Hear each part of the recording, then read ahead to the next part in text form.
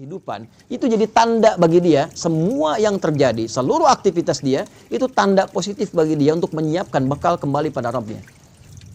Alladzina yadhkuruna Allaha qiyaman wa qu'udan wa 'ala junubihim wa yatafakkaruna fi khalqis samawati wal ard. Maka tafakur itu adalah meruntutkan ya segala jenis aktivitas disusun dari awal secara sistematis.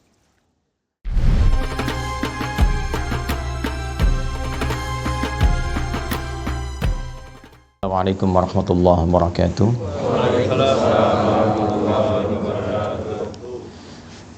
Alhamdulillahilladzi aqsama bis-subhi idza tanaffas.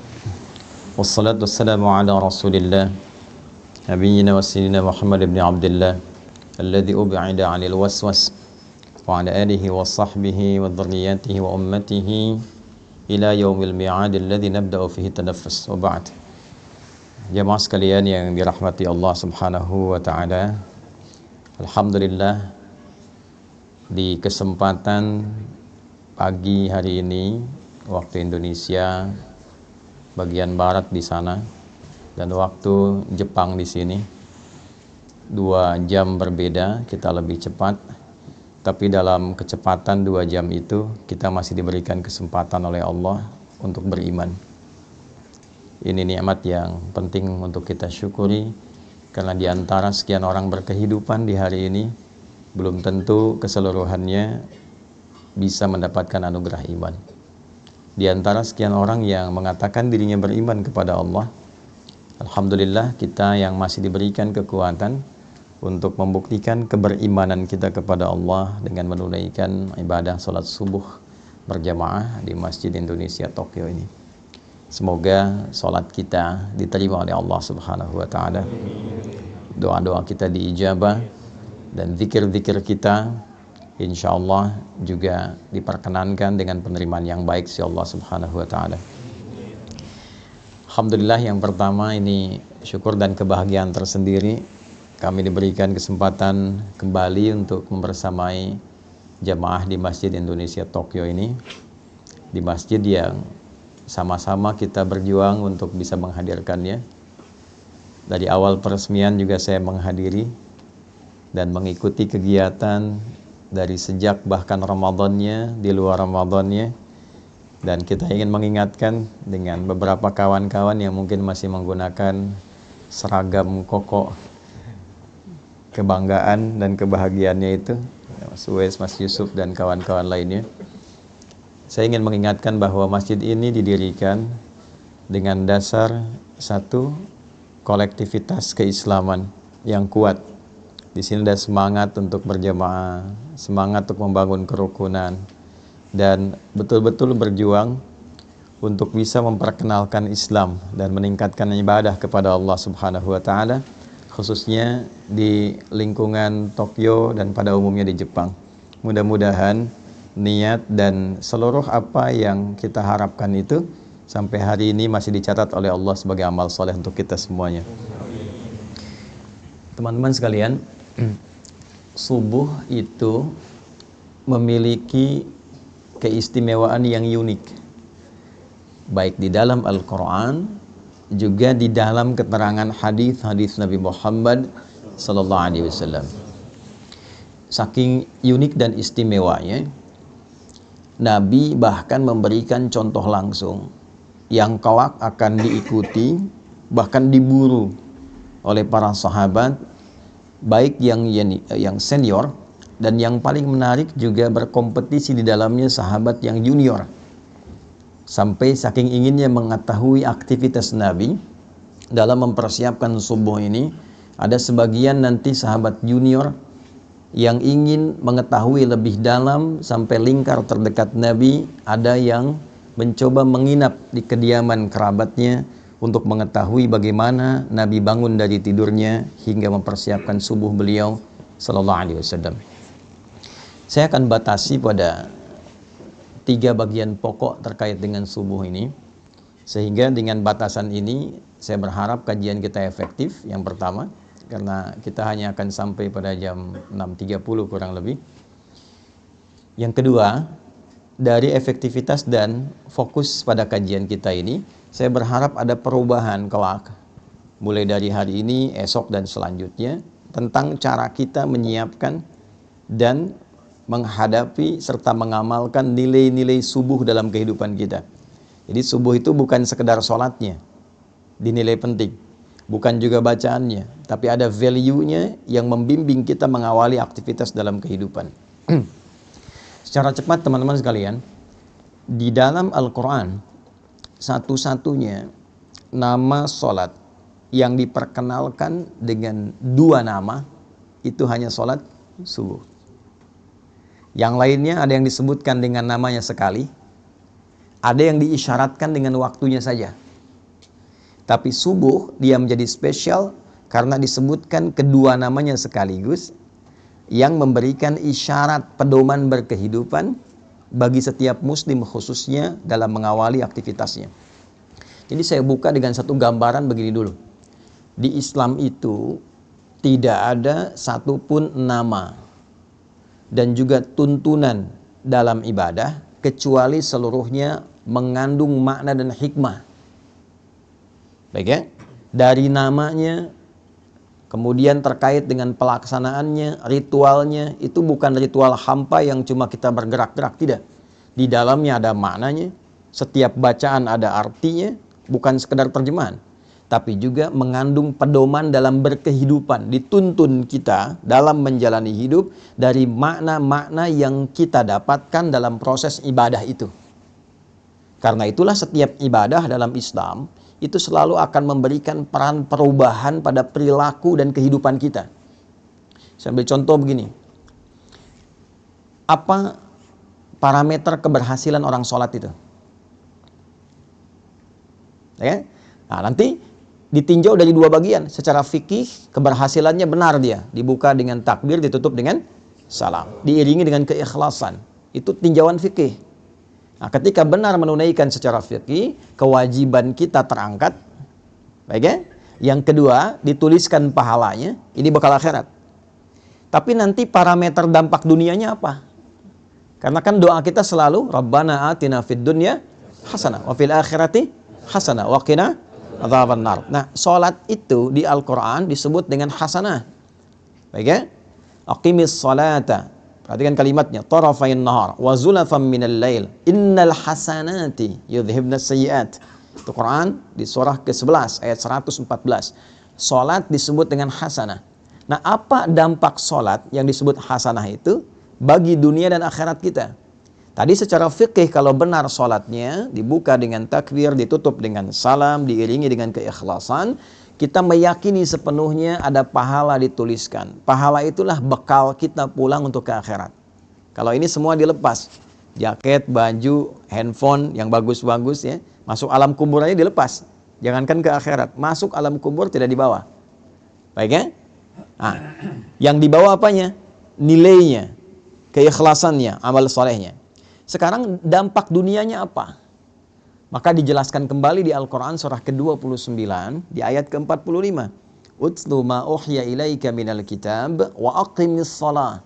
Inna salata tanha 'anil fahsya wal munkar.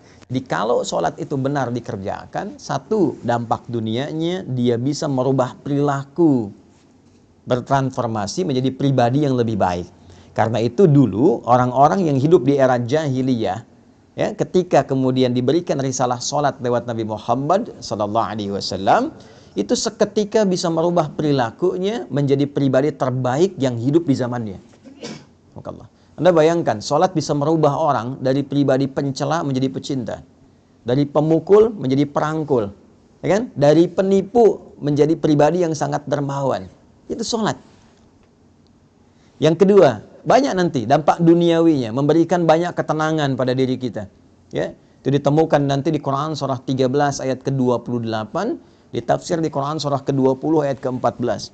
Ala bi dzikrillahi tatma'innul qulub. Yakinkan pada dirimu bahwa zikir yang benar itu berpengaruh pada ketenangan hati, berdampak pada ketenangan jiwa. Nah, salat ini puncak zikir tertinggi. Nanti berdoa juga zikir, karena doa disebut dengan zikir di Quran surah 7 ayat 205. Baca Quran itu zikir, Quran surah 15 ayat 9, ya kan? Kita ba'da salat tadi zikir, Quran surah keempat ayat 103. Nah, semua jenis zikir dikumpulkan dalam salat. Takbir ada di situ, tasbih ada di situ, tahmid ada di situ, Quran ada di situ. Ya, karena fungsi zikir itu melahirkan ketenangan. Karena itu ketika kita menunaikan salat, dan salat disebut dengan zikir, wa aqimis salata li dzikri, tunaikan salat sebagai zikir kepadaku, maka disitulah ada puncak ketenangan yang bisa kita dapatkan. Jadi kalau Anda sedang gelisah, bekerja, gelisah, ada masalah, mampir masjid. Kalau nggak sempat menemukan masjid, ambil wudhu, menghadap kiblat, sholat 2 rakaat. Disitulah dapatkan ketenangan dalam hati kita. Walaupun solusi belum tiba saat itu, tapi hati kita cenderung tenang. Itu dampak dunianya. Jadi tidak ada ibadah di dalam Islam yang tidak punya makna. Dan tidak ada satupun ibadah dalam Islam yang tidak memberikan pengaruh pada kehidupan implementatif kita ke dalam keseharian. Nah, sekarang kita akan mulai dari yang basic dulu, yang kita lakukan setiap hari sebagai seorang mukmin, yaitu pertama menunaikan ibadah salat. Waktunya dibuka dengan yang pertama, yaitu salat subuh. Apa artinya subuh? Itu dulu. Jangan-jangan selama ini salat subuh tapi kita belum mengetahui artinya subuh. Yang kedua, dia punya nama yang kedua lagi diperkenalkan dalam Al-Quran, tadi yang saya bacakan. Ya, contoh Quran surah ke-17 di ayat ke-78. Ia juga disebut dengan Fajr. Aqimis salata liduluki syamsi ila ghasaqil laili wa Qur'anal fajr. Inna Qur'anal fajri kana mashhuda. Disebut dengan subuh di Quran surah ke-81 At-Takwir di ayat ke-18. Was-subhi idza tanaffas. Baik. Teman-teman, Bapak Ibu sekalian, subuh, saya ulangi, subuh di dalam bahasa Arab itu seakar dengan kata asbah. Asbah itu asalnya sesuatu yang sudah siap, rencana yang sudah matang. Asalnya bila Anda memiliki agenda yang tersusun rapi, yang siap Anda eksekusi, yang siap Anda jalani, itu orang Arab akan bertanya begini, kaifa asbaht? Nah, bagaimana kabarmu di subuh ini? Maksudnya bukan bertanya keadaan kita semata. Beda dengan kaifa haluk, apa kabarmu dia? Nah, tapi dia bertanya bagaimana keadaanmu di pagi ini? Apakah sudah siap dengan rencana-rencana yang siap kau kerjakan? Baik, kan? Nah, jika Anda ingin ambil ke akar katanya, dalam waktu mula Anda merencanakan sesuatu dan siap untuk dieksekusi di awal kehidupan Anda jalani, itu waktunya disebut dengan subuh namanya. Nah, jadi subuh disebut dengan subuh seakan memberikan kesan bahwa dari mulai Anda bernafas menjalani aktivitas, Anda sudah merencanakan berbagai macam kegiatan yang akan dieksekusi di waktu itu.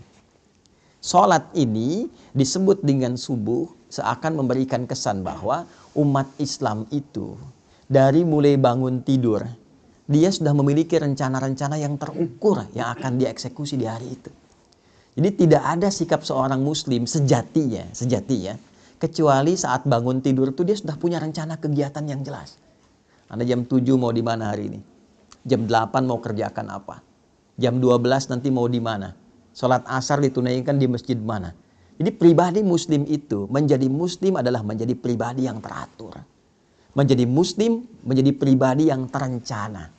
Jadi diajarkan kita dalam sholat, dipaksa kita bangun untuk kebaikan kita, tapi juga dituntun untuk merencanakan semua kegiatan kita. Bahkan semakin tinggi iman dan takwanya, dia merencanakan sampai akhiratnya. Itu yang dimaksud Quran surah 59 di ayat ke-18. Ya ayyuhalladzina amanu taqullaha wal tanzur nafsum ma qaddamat lighat.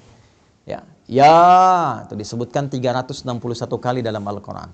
Huruf nida panggilan, nidaul qarib, mutawassit wal ba'id. Huruf memanggil orang-orang dengan jarak yang dekat, menengah ataupun jauh.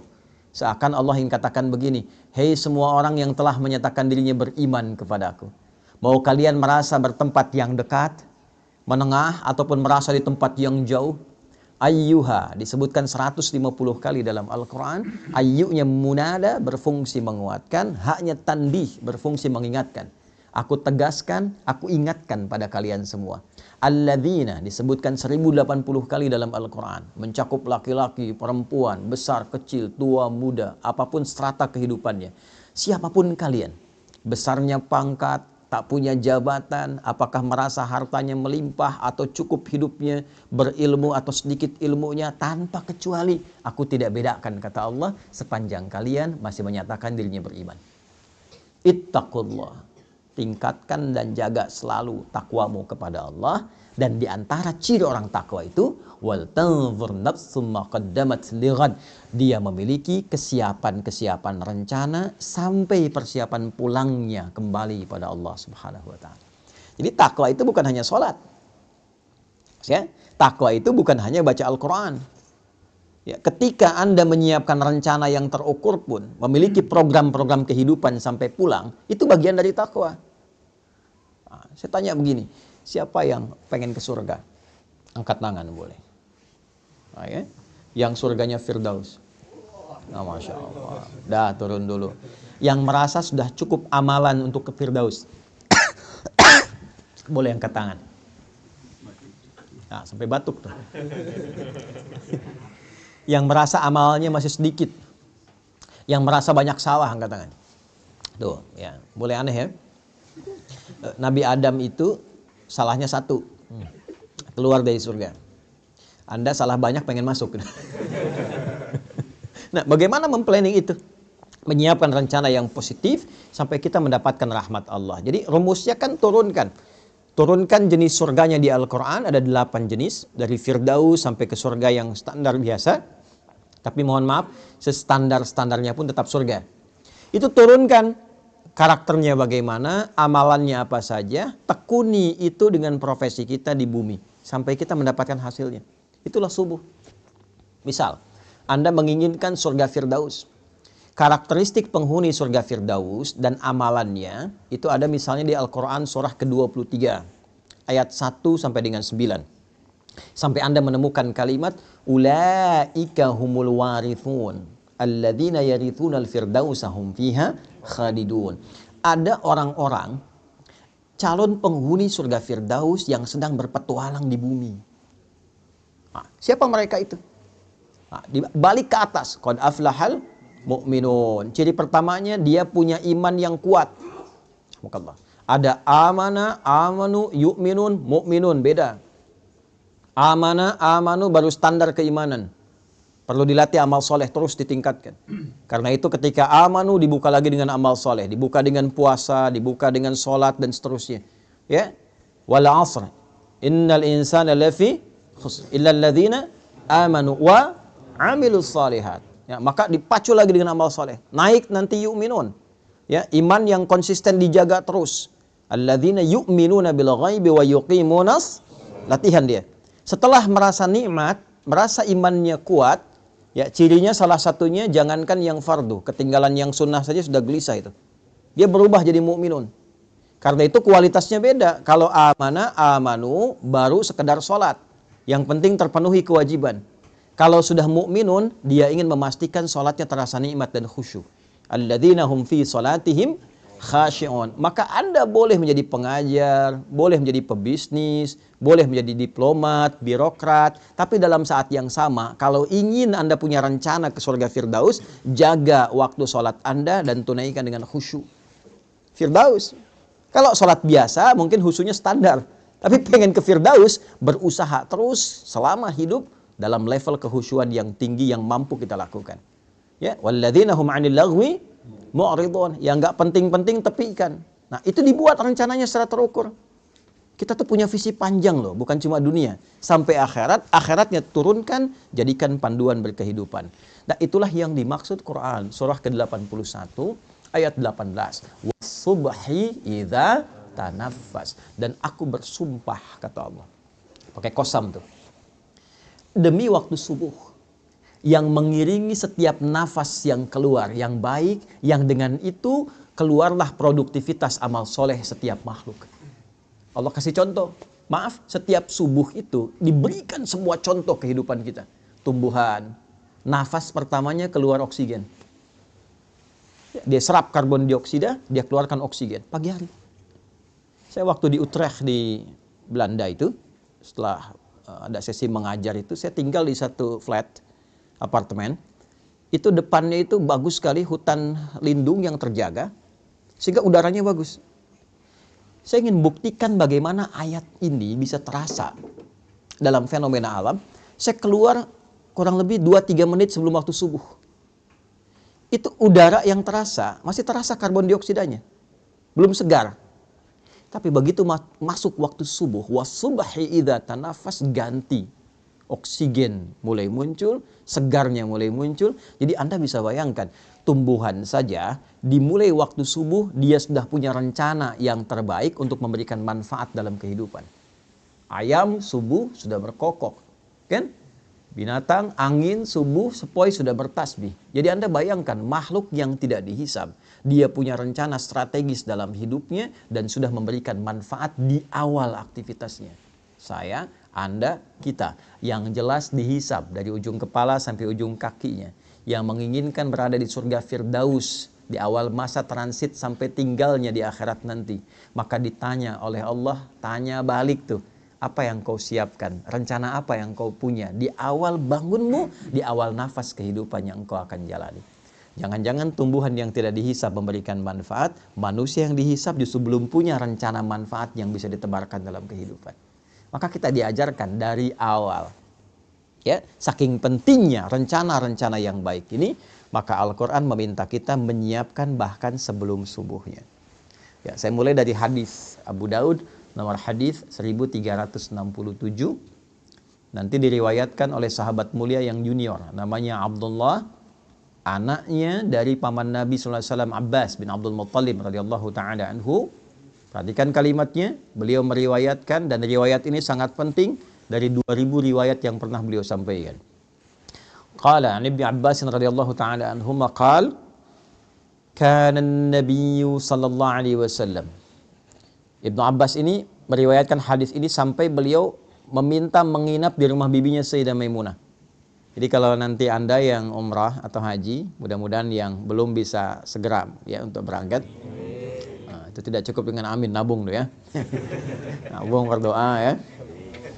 Nah, nanti kalau sudah berangkat, Anda cari namanya pintu Babus Salam. Dari Zamzam patokannya belok kanan.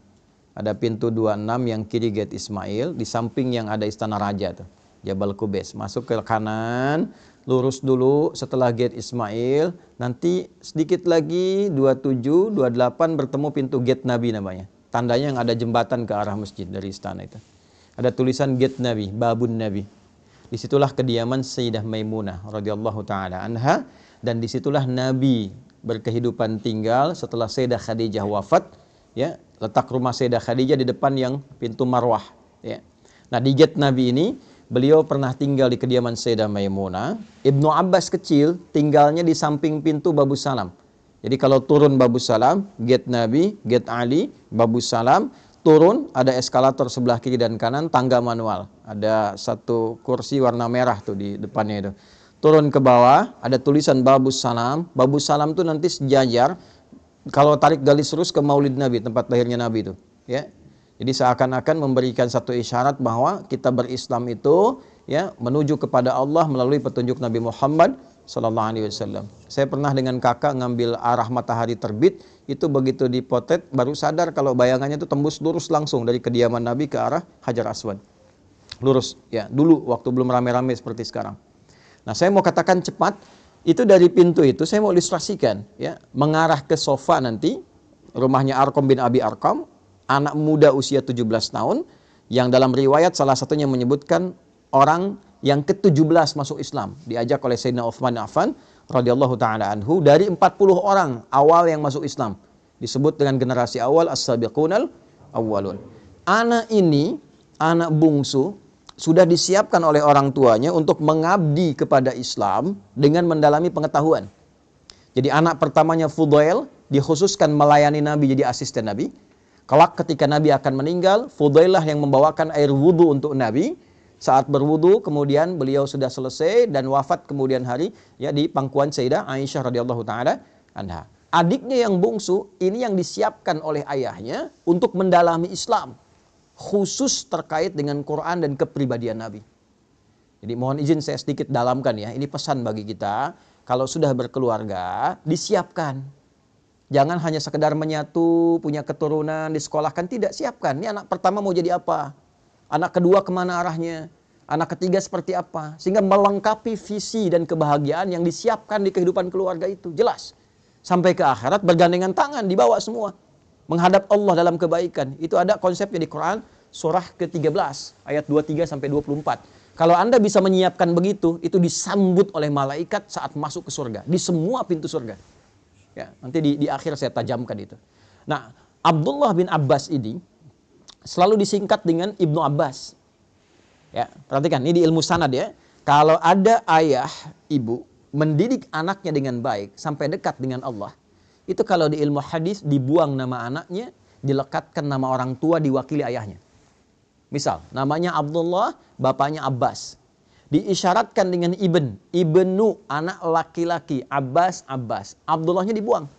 Untuk memberikan kesan bahwa setiap yang dilakukan oleh anak, yang sifatnya baik, mau dia sholat, baca Quran, mau dia beramal kebaikan apapun, sepanjang pernah dididik oleh orang tuanya, maka semua yang dia kerjakan mengalir pahala dan kebaikannya pada kedua orang tuanya. Ibnu Abbas radhiyallahu taala anhuma, hadis ini diriwayatkan oleh Ibnu Abbas. Jadi kalau saya bacakan hadis ini, Anda yang dengar sekian banyak, live ribuan orang misalnya tonton, itu satu hadis ini dari ribuan orang yang menyimak mengalirkan pahala untuk Abbas dan juga istrinya dan keluarga besarnya. Bayangkan. Beliau mengatakan, kana Nabiyyu sallallahu alaihi wasallam, adalah kebiasaan Nabi sallallahu alaihi wasallam. Idza staiqadha min naumihi, jika beliau bangun dari tidurnya, fajalasa, beliau duduk terlebih dahulu. Nah, ini sunnah. Nah, jadi bangun tidur terus duduk ya, bukan mandi. Nggak ada orang tidur bangun langsung mandi. Ayo yang guru-guru di street ya, diajarkan lirik yang sesuai hadis itu bagus. Bangun tidur terus duduk. Kemudian duduk dulu tenang. Kemudian wa masaha biyadihi min athari naumi. Beliau menghilangkan bekas ngantuknya dulu dengan bagian tangan yang diduga bersih. Hilangkan dulu ngantuknya. Ya, ini penting kalimat ini karena nanti ada hadis. Kalau Anda bangun tidur, cuci dulu tangan Anda karena Anda tidak tahu tangan itu berkelana kemana saat tidur. Ya, dalam situasi yang khusus. Tapi situasi yang umum, yang bersihnya, hilangkan dulu bekas ngantuknya. Nah, supaya Anda berdoa dalam keadaan sadar. Jadi bukan berdoa dalam keadaan ngantuk. Ya, sadar. Di Islam itu, wahyu pertama turun, Anda masih ingat gak? Apa bunyinya? Iqra. Baik, Iqra. Tapi tidak jarang orang melihat proses mendapatkan Iqra itu. Teman-teman, Nabi itu menerima wahyu seluruhnya dalam keadaan sadar dan terjaga. Ya, mau saya katakan begini. Ya, itu kan malaikat meluk kan? Ya kan? Di Gua Hira kan, sendirian Nabi dipeluk oleh malaikat, menyamar jadi laki-laki, dikatakan Iqra. Saya tanya gini lah, kalau Anda sedang sendirian di luar, tiba-tiba ada yang meluk dari belakang. Iqra. Perasaan Anda gimana? Ngeri ya? Nabi stabil, Nabi tidak pingsan. Nabi kuat menerima itu dan diterima dalam keadaan sadar. Artinya apa? Seluruh apa yang diajarkan oleh Nabi bukan hanya dibimbing dan dikuatkan oleh Allah, tapi dipastikan dengan ikhtiar yang baik, yang sempurna, yang terukur. Tidak ada satu bacaan pun yang diajarkan Nabi dalam keadaan beliau tidak sadar, itu nggak ada. Ya, jadi kita baca doa itu, pastikan dulu, sempurna dulu keadaan diri kita, siapkan dengan baik. Jangan sampai alhamdulilladzi ahyana ba'da amatana, amatannya panjang, amatana walaihin nusyur gitu ya. Bangunnya jam 3, sadarnya jam 6 gitu kan. Itu. Nah, siapkan. Setelah itu, nah ini poinnya. Yang kita tahu kan baru doa tadi ya. Sekarang perhatikan hadisnya. Faqara'a khawatima Ali Imran. Maka beliau membiasakan membaca 11 ayat terakhir surah Ali Imran. Secara cepat saja. Di 11 ayat terakhir surah Ali Imran, dimulai dari 190 sampai 200, itu adalah tuntunan merencanakan kegiatan yang dibuat dalam waktu yang panjang sampai ke akhirat kita. Inna fi khalqis samawati wal ardi wa ikhtilafil laili wan nahari la ayatil liulil albab. Sungguh tancapkan pada hatimu yang paling dalam, jangan sampai ragu. Kalau kita ngaji agak dalam sedikit. Inna harfu nasbin wa taukidin tansibul isma wa tarfa'ul khabara mabniyun 'alal fathi la mahalla lahu minal i'rab. Inna itu berfungsi untuk menguatkan pesan agar disampaikan kepada hati kita. Kuatkan, jangan sampai goyah. Dibuka hikmahnya, makanya alamatnya fathah, ya kan? Kalau dia nanti sifatnya mudzakkar salim, pakai ya untuk dikuatkan, diikat dengan baik. Ya, ikat pada hatimu. Sungguh, tancapkan pada hatimu yang paling dalam. Di balik hikmah penciptaan langit dan bumi. Dan seluruh kegiatan berganti siang dan malam, ada orang-orang yang paham substansi kehidupan. La ayatil liulil ulul albab, itu yang mengerti esensi hidup. Paham. Nih, Anda mesti mengerti, Anda kesini untuk apa? Anda ngajar mau cari apa? Anda bekerja untuk apa? Ya, ada orang-orang yang saking pahamnya kalimat, baru disebutkan satu kata, dia mengerti arahnya mau kemana itu. Itu ulul albab namanya. Lub. Ya, tahu kelapa. Kelapa itu kan ada luarnya ya, kulit, ada serabutnya, ada batoknya, ya kan? Ada kemudian di dalam, dari daging luar, ada yang paling dalam yang enak tuh, yang halus lembutnya, itu lub namanya, lub. Ya, ada orang-orang yang mengerti ketika mau beli kelapa dia ketok-tek. Ya, dia untuk apa? Dia tahu isinya mana yang bagus tuh. Yang nggak tahu lihat kulitnya aja. Oh, kalau hijau besar bagus ambil. Ternyata dalamnya kurang enak, gitu ya. Nah itu ada orang yang demikian. Dia nggak ngerti kehidupan. Yang penting makan, minum, tidur, selesai. Ya gitu lagi. Habis bangun, bangun lagi. Habis tidur, bangun lagi. Bangun, tidur lagi. Makan, tidur, bangun, selesai. Ya ada yang demikian. Nah itu serabut. Ya ada yang cuma ngumpulin uang. Kumpulkan banyak pesta dan sebagainya. Itu batok kelapa. Dunia aja. Ya, yang ngerti pesan tentang kehidupan, dia paham. Dia mau kemana berangkat. Anda dari Indonesia mau ke Jepang. Anda siapkan bekal. Anda nabung dan sebagainya. Anda akan tinggalkan dunia. Pindah ke alam baru. Tabungan Anda apa? Persiapan Anda apa? Kan? Makanya orang-orang yang paham esensi kehidupan, itu jadi tanda bagi dia. Semua yang terjadi, seluruh aktivitas dia, itu tanda positif bagi dia untuk menyiapkan bekal kembali pada Rabbnya. Alladzina yadhkuruna Allah qiyaman wa qu'udan wa 'ala junubihim wa yatafakkaruna fi khalqis samawati wal ard. Maka tafakur itu adalah meruntutkan ya segala jenis aktivitas disusun dari awal secara sistematis. Kalau belajar dari akibat disebut tadabbur namanya. Menganalisis disebut dengan tanadzur. Tapi tafakkur dari kata tafakkara yatafakkaru. Ya, mengambil semua rencana kegiatan, disusun dengan rapi, ya, dimitigasikan untuk dipraktekkan. Jadi ada orang-orang yang menjalani kehidupan yang seluruh aktivitasnya tersusun rapi kata Allah. Ya, apapun itu, di siang dia punya agenda, di malam dia punya agenda, dan dahsyatnya dia siapkan itu bersamaan dengan zikir mengingat Allah Subhanahu wa taala.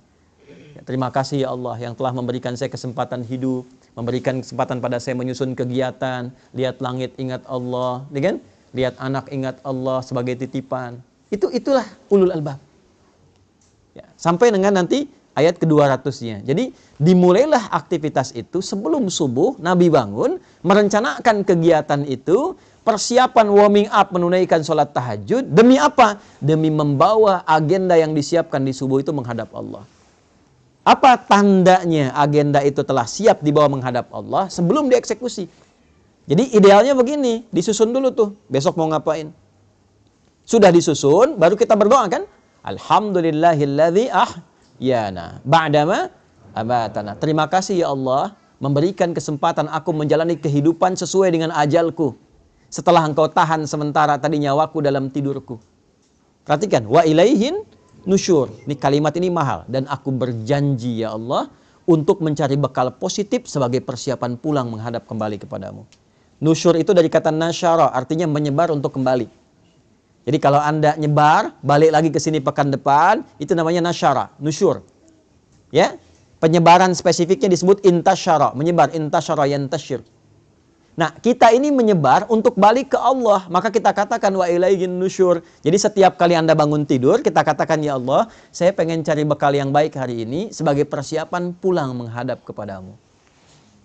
Nah, persiapan itulah yang kita rinci satu-satu. Ya, jam sekian saya bangun kerjakan ini. Sebelum kita eksekusi, bawa dulu itu menghadap Allah supaya dibacakan oleh kita. Minta kemudahan, minta kelancaran, minta perlindungan. Semua bacaan yang kita bacakan itu disebut dengan Quran dalam bahasa Arab. Zikir itu Quran. Ya kan? Doa itu Quran. Bacaan-bacaan kita Quran. Kalau yang dimaksudkan Al-Fatihah sampai dengan An-Nas, tambahkan alif lam di depannya menjadi Al-Quran. Jelas? Baik ya? Al-Quran kalau pakai alif lam kayak artikel the dalam bahasa Inggris. Ya, there are so many cars outside. Itu banyak tuh mobil di luar tuh. Tapi kalau kita katakan the car is yours, ya. Tapi yang ini itu punya Anda. Baik ya?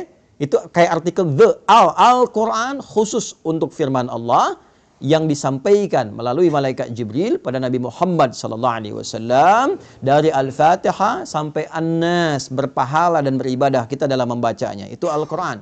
Tapi kalau Quran itu semua bacaan yang kita sampaikan pada Allah. Ya, agenda kita, doa kita, harapan kita, zikir kita, istighfar kita itu digabungkan semua jadi apa? Quran. Maka susun itu agenda kita, harian kita. Nanti tandanya apa? Saat matahari sudah memancarkan sinar pertamanya, membelah kegelapan malam. Pancaran sesuatu pada yang positif, membuka sesuatu yang terang pada nilai kebaikan, disebut fajar namanya. Pancaran yang negatif, yang mengarahkan pada keburukan, disebut fujur namanya. Ada fajar, ada fujur. Pancaran materi yang keluar secara fisikal, memancar tuh dari bawah ke atas, disebut infajar namanya. Tiga-tiganya ada di Quran. Contoh, Anda mau bor tanah, ya supaya keluar air misalnya. Ya, begitu Anda bor, keluar airnya. Itu bahasa Arabnya namanya infajar. Nabi Musa punya tongkat, dipukulkan ke batu, ya maka batunya terbelah, keluar 12 mata air. Al-Baqarah ayat 60. Wa idzistasqa Musa liqaumihi faqulna idrib bi'asakal hajar fanfajarat minhu 12 aina, infajar, keluar 12 mata air. Ya, tongkat Nabi Musa kayu dipukulkan ke batu, kuat batu secara material. Tapi ketika tongkatnya mukjizat dipukul batunya yang belah. Ya, keluar 12 mata air. Anda punya tongkat emas, pukulkan ke batu, ya, keluar 12 air mata tuh, pecah tongkatnya. Nah, fujur itu pancaran negatif yang keluar dari nafsu nih. Jadi ada takwa, pancaran positif, ada fujur, pancaran negatif. Ya, provokatornya setan. Kalau takwa, supporternya malaikat. Nanti malaikat disebutkan 88 kali, setan disebutkan 88 kali. Quran surah 91 ayat 7 sampai 10. Wa nafsin wa ma sawwaha fa alhamaha fujuraha wa taqwaha. Allahu akbar, Allahu akbar. Jiwa takwa aktif. Sudah adzan ya? Enggak terdengar adzan, tetap aktif. Subuh siap-siap. Besok jam sekian. Ya kan? Tapi begitu Anda sudah siap, adzan terdengar, selesai adzan, nah jiwa fujur muncul lagi. Tenang baru adzan. Belum qomat, ya kan? Waktunya masih panjang, pernah begitu? Nah, itu fujur namanya. Itu kan pancaran dari tubuh kita memancar tuh. Nanti keluar dari sini itu aktif juga. Begitu keluar lihat tuh kan, sepatunya bagus yang itu ya. Aktif itu. Ya, nah itulah perjuangan kita ngontrol itu. Nanti pancaran keburukan disebut fujur, pancaran kebaikan secara material fisik bendanya ada disebut dengan infajar. Tapi kalau memancar sesuatu, membuka celah kebaikan, membuka sebuah terang, ya, memberikan dorongan-dorongan positif untuk memulai satu aktivitas disebut fajar namanya. Maka diperkenalkanlah kemudian waktu ini selain subuh, waktu kita membawa agenda, datang kepada Allah, tandanya apa? Fajar. Matahari sudah mulai memancarkan sinar pertamanya, membelah kegelapan malam sebagai tanda aktivitas akan dimulai.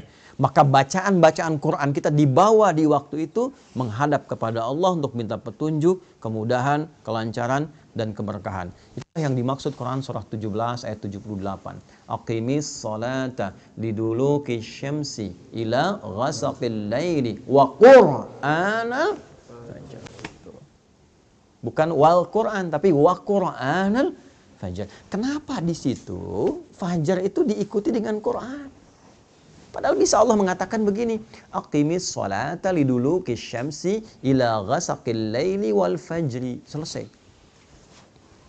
Kenapa ada Qurannya? untuk menunjukkan keistimewaan khusus yang melekat di waktu subuh. Jadi jangan biarkan subuh itu menyendiri dengan penunaian sholat saja. Agenda Anda bawa. Ya, harapan-harapan bawa dalam subuh. Makanya ada orang yang nunggu subuh sambil istighfar. Ya. Waktu singkat menjelang subuh itu namanya sahar. Tadi saya baca di Quran rakaat kedua, Quran surah 51 ayat 18. Wabil ashari hum yastaghfirun. Ada orang-orang calon penghuni taman surga yang kebiasaannya nunggu subuh sambil istighfar. Salah satu amalnya. Istighfar sambil subuh. Nungguin enak tuh. Tiba-tiba muncul subuh. Ya saking pengennya dia dekat dengan waktu subuh, tak ketinggalan, dia istighfar terus. Datang, dia sudah siapkan agenda. Jadi menghadap Allah itu bukan sekedar kita datang menunaikan sholat, ya itu penting. Menggugurkan satu kewajiban. Selesai. Tapi kalau kita ingin dapat manfaat yang value-nya dibawa ke kehidupan dunia, bawa agenda kita yang kita siapkan, bahkan dari malam. Bawa, siapkan, disitulah kemudian kita sujud, minta sama Allah. Ya Allah mudahkan urusan saya, lancarkan hidup saya, lindungi saya di sini sampai selesai tugas saya, jadikan keluarga saya 1, 2, 3, 4. Itu bukan sekedar bacaan biasa, karena seluruhnya langsung disaksikan oleh Allah dan seluruh malaikat yang bertugas di semesta.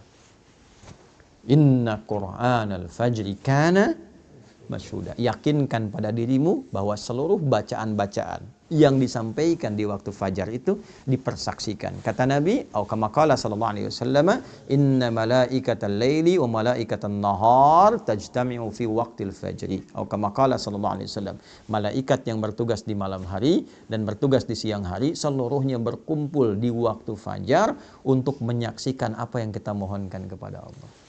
Itu bedanya. Makanya Nabi itu selalu mendorong tuh. Ayo. Ya Allah berkahi umatku yang memanfaatkan waktu awal fajarnya. Ya, pernah dengar Abdullah bin Abi Umi Maktum? Pernah dengar? Abdullah bin Abi Umi Maktum? Ya, saya persingkat sampai di sini. Perhatikan, beliau sahabat senior, fisiknya terbatas, pandangannya terbatas karena nggak bisa melihat, keadaan rumahnya terbatas, jaraknya dari masjid tidak terlalu dekat. Tapi beliau pribadi ahli masjid, senang i'tikaf. Zuhur ke asar yang i'tikaf, asar ke maghrib yang i'tikaf. Ya, maghrib ke isya i'tikaf. Problemnya subuh. Karena jarak isya ke subuh, ya itu juga cukup jauh. Masjidnya tidak sebaik seperti yang kita dapatkan di masjid kita sekarang. Alasnya tanah. Atapnya tadinya kosong, terus ditutup oleh daun-daun kurma. Batangnya pelepah kurma. Ya. Tingginya itu sekitar sab'ina dzira'. Sab'ina dzira' itu berarti 3,5 meter ke atasnya. Ya, jadi kalau masuk ke Masjid Nabi pada waktu itu pas di atas kepala sedikit, tangan bisa pegang. Ya kan? Nah, yang paling menarik teman-teman sekalian, dalam situasi itu beliau masih pengen i'tikaf, datang di awal waktu subuh. Cuma karena nggak bisa, datang ke Nabi begini. Ya Rasulullahi, atau kama qala aliyya rukhsah. Ya Nabi, saya senang ke masjid. Saya pengen jadi ahli masjid. Cuma saya terbatas. Jarak rumah ke masjid tidak terlampau dekat. Mata nggak bisa lihat. Ya, subuhnya juga tidak mudah. Boleh nggak saya punya rukhsah, keringanan, supaya menunaikan subuhnya di rumah? Nabi tidak mengiyakan, tidak melarang. Perhatikan jawabannya. Kata Nabi, atau kama qala sallallahu alaihi wasallam, atasma'ul adzan, apakah engkau masih mendengar adzan? Kata beliau Abdullah bin Abi Maktum, bala ya Rasulullah, kama qala, ya Rasulullah. Perhatikan kalimatnya. Madum tatasma'ul adzan, atau kama qala, fa'addiha fil masjid. Selama engkau masih bisa mendengar adzan, maka tunaikanlah itu di masjid. Bayangkan. Di-highlight oleh para ahli hadis. Satu, adzan terdengar. Tuh. Ya kan? Diketahui. Ya, yang penting wasilahnya sampai. Al-hukmu yaduru ma'illati. Kalaupun nggak bisa terdengar keluar, artinya kita paham waktu sholat. Kalau yang bisa terdengar di Osaka tuh boleh terdengar tuh, ya, masih bisa tuh keluar tuh. Ya, itu bayangkan maksudnya apa? Yang adzannya pun adzan yang baik supaya terdengar nyaman orang ke masjid. Tadi adzan bagus tuh, yang adzan di sini tadi tuh. Ya. Madinah mirip-mirip tuh. Maksud mirip-mirip tuh gini, bukan lagunya, bukan. Ya. Maksud mirip-mirip tuh begitu as-salat subuh kan? As-salatu khairum minan naum. Salatnya yang panjang tuh. Ya kan? Naumnya pendek kan? As-salatu khairum minan naum. Pendek kan? Nah, di kita di Indonesia kadang-kadang naumnya yang panjang. Ya, salatu khairum minan naum. Tidur lagi tuh. Ya. Saya mau balik tuh. Satu, adzan, atau kalau kita tidak dengar adzan seperti sekarang, sepanjang beriman, catat waktu sholat. Itu ada di Quran surah keempat ayat 103. Inna salata kanat 'alal mu'minina kitaban mawquta. Kalimat bebasnya, orang beriman itu tahu waktu sholat. Jelas? Oke. Selanjutnya apa? Begitu mendengar kalimat Nabi, sepanjang engkau mendengar itu, usahakan tunaikan di masjid. Maka sejak saat itu beliau mengatur waktunya. Bayangkan, tidak punya penuntun, jalan meraba ke arah masjid, datang di awal waktu di masjid yang kondisinya tadi saya uraikan. Anda bisa bayangkan, sejak saat itu bahkan adzan subuh itu haknya menjadi Abdullah bin Abi Ummi Maktum. Milik Abdullah bin Abi Ummi Maktum radhiyallahu taala anhu. Jadi Bilal itu naik menjadi adzan pembuka. Bilal adzan pembuka sebelum subuh tiba untuk mengingatkan siap-siap waktu subuh. Sejak peristiwa itu, saking pentingnya subuh. Saking pentingnya. Setelah itu Abdullah bin Mas'ud radhiyallahu taala anhu baca Quran 50 ayat sebagai persiapan bagi masyarakat. Ayo siapkan agenda, siap-siap ke masjid, waktunya penting, mohon sama Allah. Baru setelah itu Abdullah bin Abi Maktum itu adzan, sahabat semua sudah ada di masjid. Itu yang menjadikan mereka dengan seluruh aktivitasnya sampai sekarang dikenang sukses apapun aktivitas mereka dan profesi mereka. Tidak ada satupun sahabat yang hidup di muka bumi ini dengan semua kegiatannya kecuali mereka sukses dan bahagia. Silahkan Anda cek profil mereka banyak sekali. Makanya bacanya tuh diperdalam lagi. Baca sirah, kajiannya ditambah supaya motivasi. Jangan yang aneh-aneh. Ya, Anda misalnya kan pelajar nih. Dari pelajar itu keluarkan ayat-ayat tentang ilmu, hadisnya apa. Lihat profil sahabat yang fokus di bidang ilmu. Ali bin Abi Thalib belajarnya bagaimana? Sampai pakar di bidang matematika. Itu bukan hanya tahu tafsir, hadis. Beliau itu paham matematika apa. Anda kalau ngaji tafsir, ada tafsir tuh bagus ya. Namanya Al-Jawahir, karya Tontawi Jawahari. Itu bagian terakhirnya ada kitab Lataif namanya judulnya itu. Di dalam Lataif ini ada keunikan-keunikan Ali bin Abi Thalib karena menyelesaikan persoalan-persoalan hukum itu dengan menggunakan pendekatan hitungan matematika. Indah deh. Yang perempuan itu ya. Sayyidah Aisyah itu kan dokter. Dalam arti paham bidang kedokteran. Belajar ilmu kedokteran. Sayyidah Fatimah itu perawat. Nanti ada nasab perawat tuh ada. Yang laki-laki siapa, yang perempuan siapa, yang di militer siapa. Yang pebisnis di sini keluarkan ayat-ayat tentang bisnis. Hadisnya apa. Profil sahabat Nabi itu siapa yang pebisnis. Entrepreneurnya siapa saja. Ya, silahkan Anda cek keluarkan. Begitu caranya. Bagaimana orang sudah wafat, hartanya, aktifannya masih ada sampai sekarang. Utsman itu sudah meninggal. Cuma beli satu sumur. Dikonversi sekarang jadi hotel. Orangnya sudah meninggal. Hotelnya dibuat oleh pemerintah Saudi, ya kan? Setelah itu dijadikan kemudian wakafnya Utsman bin Affan radhiyallahu taala anhu, hasil yang disimpan di bank Saudi disedekahkan untuk kepentingan umat Islam. Orangnya sudah wafat 15 abad yang lalu. Apa ada YouTuber di masa Nabi? Tapi jangan salah, orang-orang media ada, sampai turun ayat banyak. Wa idza ja'ahum amrun minal amni awil khaufi adza'u bi. Ada tipikal orang-orang sakit yang apapun bisa jadi konten baginya katanya. Itu ada di Quran. Ya, jadi apa saja jadi konten, bikin konten, upload lagi. Uploadnya pakai syair. Lihat apa saja bikin konten, apa saja bikin konten. Sampai turun ayat. Selektivitaslah dalam bikin konten itu. Yang baik-baik tampilkan, jangan bikin hoax. Maka turun ayat-ayat tentang hoax. Cuman medianya tidak seperti sekarang. Ya, sekarang lebih berkembang, eranya digital. Ngajinya juga beda. Dulu saya waktu ngaji tasrif pakai sorop. Fa'ala yaf'ilu, fa'ala yaf'alu, fa'ala yaf'ulu. Sekarang sudah beda. Tabayatubu YouTuban. Pas bakayu Facebookan, ya. Tak takayu taktiku TikTokan, ya. Instagraman. Nah, ini yang kita perbaiki sehingga ngajinya itu tulus. Ya, jadi ilmu dipelajari, amal dipraktekan, manfaat kemudian bisa diraih. Itu terukur semua. Dulu ngaji kita begitu. Fathul Qarib, Fathul Mu'in, macam-macam. Dulu ulama-ulama itu mendampingi Umar. Anda kalau ke Jogja, di Kesultanan Jogja itu masih ada tuh. Ya, kumpulan-kumpulan hazanah awal tuh keislaman di situ. Ada ngajinya tuh. Ini pembahasan Fathul Qarib yang ngajar siapa, Fathul Mu'in yang ngajar siapa, muftinya siapa, ya dalamnya siapa, sampai begitunya. Dan dipraktekkan dalam kehidupan. Makanya desain kotanya pun terukur. Silakan Anda cek kalau nggak percaya. Di mana ada masjid, depannya ada alun-alun, sampingnya ada pasar dan sebagainya. Itu bukan sesuatu yang biasa, terukur. Oleh karena itu saya kembalikan dan saya tutup, teman-teman, saya ingin mengajak.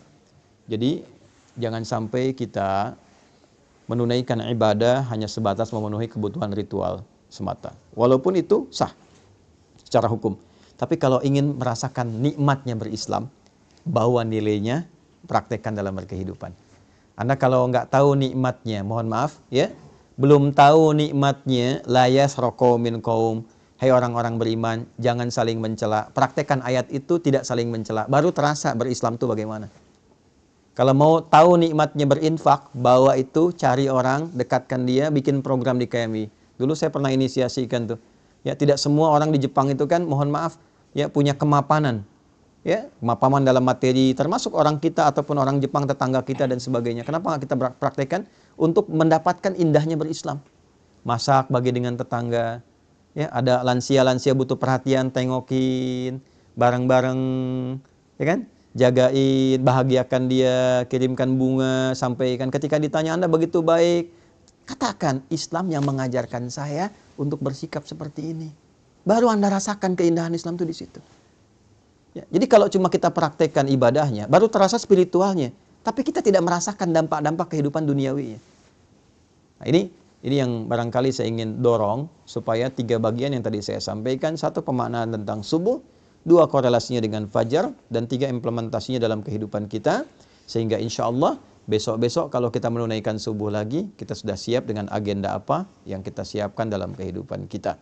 Nanti koreksi di siang hari, sampai siang itu tercapai enggak? Apa yang belum jadi ibadah? Makanya siang disebut sholatnya sholat zuhur, bukan nahar. Padahal siang dalam bahasa Arab disebut dengan nahar. Zuhur itu artinya jelas, idhar, jelas, terang. Man amana, tidak didengungkan. Sudah sampai siang, sudah jelas belum capaiannya? Evaluasinya bagaimana? Mengajar Anda sudah benar belum? Berapa yang sukses dari murid yang Anda ajarkan? Pahami itu. Yang kedua, pertanyaan besarnya, dari semua yang diajarkan itu, ada nilai pahalanya enggak? Ada yang kenal Allah enggak? Kan? Mungkin Anda ditugaskan berada di sini. Yang pertama, supaya mensujudi tapak-tapak bumi yang mungkin belum pernah dipakai sujud. Peran Anda di sini 1. Yang kedua, sedapat mungkin mengenalkan Allah bagi setiap orang-orang yang hadir di lingkungan ini yang belum tentu kenal Allah. Dan selamat Anda yang terpilih, bukan orang-orang seperti kami. Maka optimalkan itu dalam kehidupan kita. Sampai zuhur, cek. Kemudian saya percepat, asar, bukan sore, tapi asar. Asar itu setiap waktu dan momentum yang mengiringi kita, manfaatkan sebaik-baiknya supaya ada hal-hal positif yang bisa kita kerjakan. Setiap waktu yang Allah kasih, upayakan jadi hal positif. Perilaku positif, kegiatan positif. Kalau tidak didesain itu, maka rugi kita karena diberikan waktu tapi tidak termanfaatkan. Wal 'asr, innal insana lafi. Insan disebutkan kurang lebih 65 kali di Quran, menunjuk pada totalitas manusia dalam beraktivitas. Kata Allah, manusia yang beraktivitas tapi tak mampu memanfaatkan waktu yang saya kasih, maka itu orang-orang yang rugi karena tak mampu mengkonversi waktu itu menjadi nilai positif. Illal ladzina amanu, kecuali orang beriman. Orang beriman punya visi yang beda. Nah, disinilah dipertaruhkan iman kita. Maaf, orang beriman itu dia mampu mengkonversi, memanfaatkan waktu menjadi perbuatan-perbuatan positif. Illal ladzina amanu wa amilus sholihat wa tawashaw bil haq. Maka ayo saling ingatkan teman-teman yang lain. Bikin database, satukan, saling ingatkan. Terus teman-teman bikin komunitas. Tapi mohon maaf, jangan bersaing untuk dunia. Fastabiqul khairat, saling melengkapi. Ya, di sini ada ormas, ada PCIM, PCINU. Dari dulu tuh alhamdulillah kita bangun masjid kompak, duduk sama-sama, kajian bareng. Kalau ada masalah keumatan, dudukkan bareng-bareng, bikin inspirasi dari sini sehingga tenang rasanya. Ya, kajian kitab dari NU sampaikan. Nanti kajian budaya Muhammadiyah bahas bareng-bareng, sampaikan. Yang lain-lain bikin komunitas.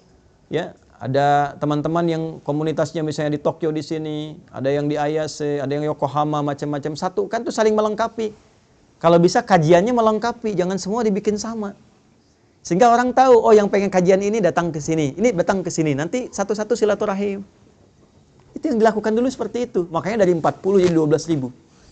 Ya, watawassaw bis sabar. Pelajari fikihnya sebelum dilakukan, pelajari dasarnya sehingga kita mengerti apa yang ingin kita raih. Sabar jaga itu sampai muncul akhir penghujung kehidupan kita, maghrib. Walillahil masyriqu wal maghrib. Fa aina ma tuwallu fathamma wajhullah. Kemanapun kita beraktivitas, kita merasa Allah menatap kita, memperhatikan kita. Rasakan kita diawasi oleh Allah.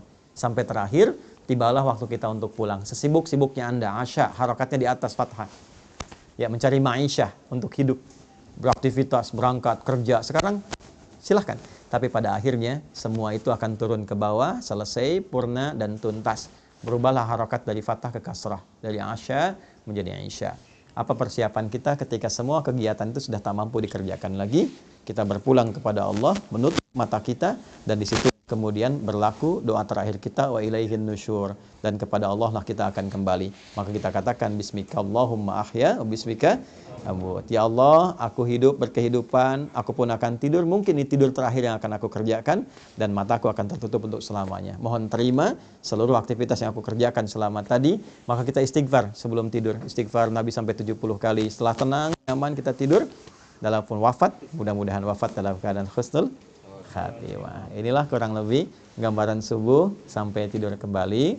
Semoga bermanfaat. Semoga yang hadir saat ini bisa meraih manfaat dan tidak ketiduran, karena sekarang waktu merencanakan kegiatan, bukan waktunya untuk tidur. Saya kira itu dulu pengantar yang ingin saya sampaikan.